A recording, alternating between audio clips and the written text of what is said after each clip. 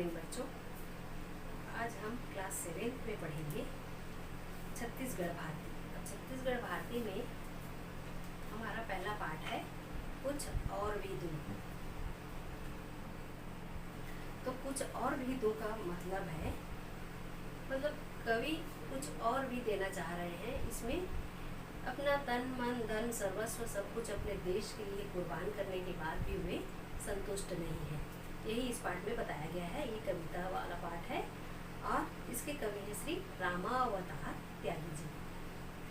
तो राष्ट्रीय भाव से ओतप्रोत कवि अपने सर्वस्व न्यौछावर करने के बाद भी संतुष्ट नहीं होते हैं और अपने देश के लिए और कुछ बहुत कुछ देना चाहते हैं। ठीक है, तो इसमें दिया है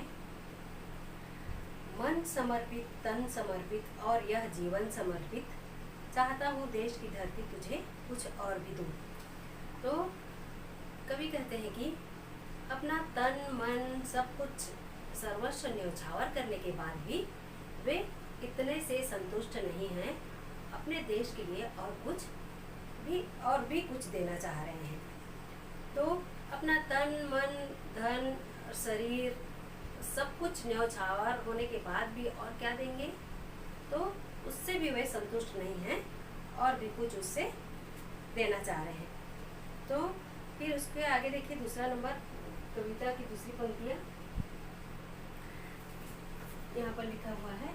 माँ तुम्हारा ऋण बहुत है, माँ तुम्हारा ऋण बहुत है, मैं अकिंचन किंतु इतना कर रहा फिर भी निवेदन, थाल में लाऊं सजा कर भाल जब, कर दया स्वीकार लेना वह समर्पण, गान अर्पित प्राण अर्पित रक्त का कणकण समर्पित, चाहता हूँ देश की धरती तुझे कुछ और भी दूँ। तो माँ तुम्हारा ऋण बहुत है, मैं अकिंचन। तो भारत माता का मुझ पर ऋण मतलब कर्ज इतना अधिक है, बहुत अधिक है। मैं अकिंचन मतलब मैं छोटा सा तुच्छ प्राणी, जिसके पास कुछ नहीं है देने के लिए, है ना, वही हूँ और मैं उनको क्या दे सकता हूँ। किंतु इतना कर रहा फिर भी, इसके बाद भी यह निवेदन कर रहे हैं कवि, थाल में लाऊं सजाकर भाल जब मैं अपना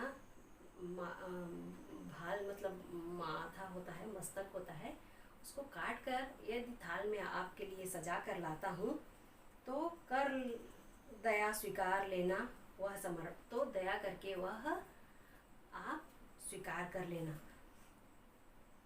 गान अर्पित प्राण अर्पित रक्त का कण समर्पित, गान अर्पित आपके लिए देश के लिए मैं कुछ गीत गान अर्पण करूँगा, प्राण भी अर्पित करूँगा मैं देश के लिए, और रक्त का कण मतलब रक्त की एक एक बूंद भी समर्पित करना चाहता हूँ।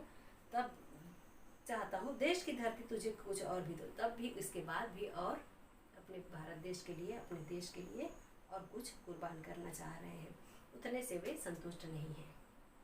फिर अगली कविता देखिए तीसरा नंबर, भांज दो तलवार लाओ ना देरी, बांध दो कसकर कमर पर ढाल मेरी, भाल पर मल दो चरण की धूल थोड़ी, शीश पर आशीष की छाया घनेरी, स्वप्न अर्पित प्रश्न अर्पित आयु का क्षण क्षण समर्पित, चाहता हूँ देश की धरती तुझे कुछ और भी दो।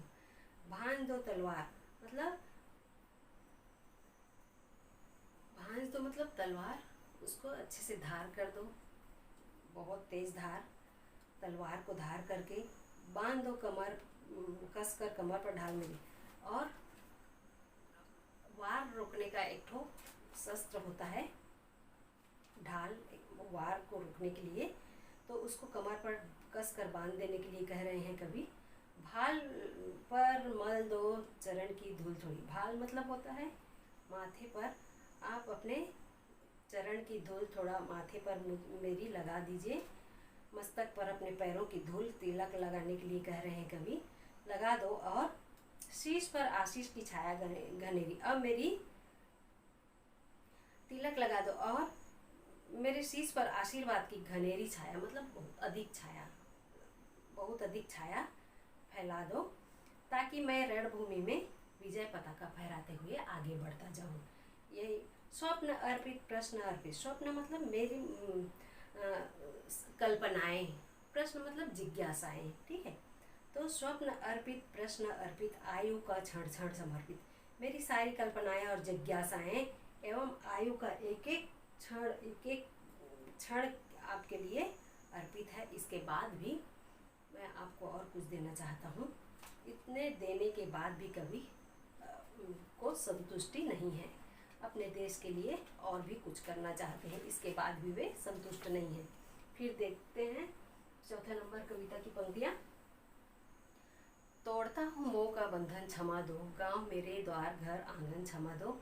आज सीधे हाथ में तलवार दे दो और बाएं हाथ में ध्वज को थमा दो। ये सुमन लो यह चमन लो, नीड़ का तृण तीर समर्पित चाहता हूँ देश की धरती तुझे, कुछ और भी दो।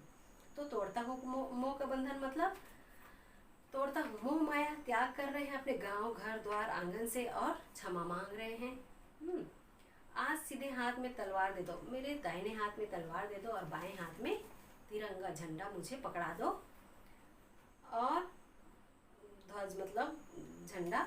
ये सुमन लो यह चमन लो, हे मातृभूमि मेरे सुख शांति के प्रतीक पुष्प और साधन संपन्न बगिया है, वो सब कुछ आपके लिए अर्पित है। और एवं इसके साथ नीड़ का तीर समर्पित। नीड़ मतलब होता है घोंसला या फिर घोंसला, घर जो भी है घोंसला। तो इसमें कभी अपने घर को भी मतलब नीड़ मतलब बताया गया है। तो कभी अपने नीड़ का त्रेड़ मतलब एक एक तिनका समर्पण है, ठीक है। अपने घर का एक एक तिनका समर्पित कर रहे हैं, तिनका को अर्पित समर्पित कर रहे हैं। फिर भी मेरी यह कामना है कि इसके अलावा मेरे पास कुछ और भी होता तो मैं उसको भी आपको समर्पित करता। नीड़ का तीर समर्पित चाहता हूँ देश की धरती तुझे, कुछ और भी दो। इसके बाद भी कभी संतुष्ट नहीं है वे। इतना देने के बाद भी अपना तन मन धन सर्वस्व न्यौछावर करने के बाद भी वे संतुष्ट नहीं है, अपना प्राण देने के बाद भी वे संतुष्ट नहीं है। उसके बाद भी कभी कहते हैं कि इसके बाद भी मेरे पास और अगर कुछ रहता तो उसको भी मैं आपको देता। इतना कर्ज है देश का मुझ पर, वो कर्ज मेरे से अदा नहीं हो पा रहा है, नहीं हो पाएगा इस जन्म में। ये मातृभूमि के प्रति वो अपने अगाध प्रेम को प्रकट करते हैं इस कविता में, कवि इस पाठ में कविता के माध्यम से, ठीक है। तो कवि देश के लिए अपना सर्वस्व न्यौछावर करने की बात इस कविता में कहते हैं, ठीक है। अगाध प्रेम बताया गया है कवि द्वारा देश के लिए, ठीक है। Thank you.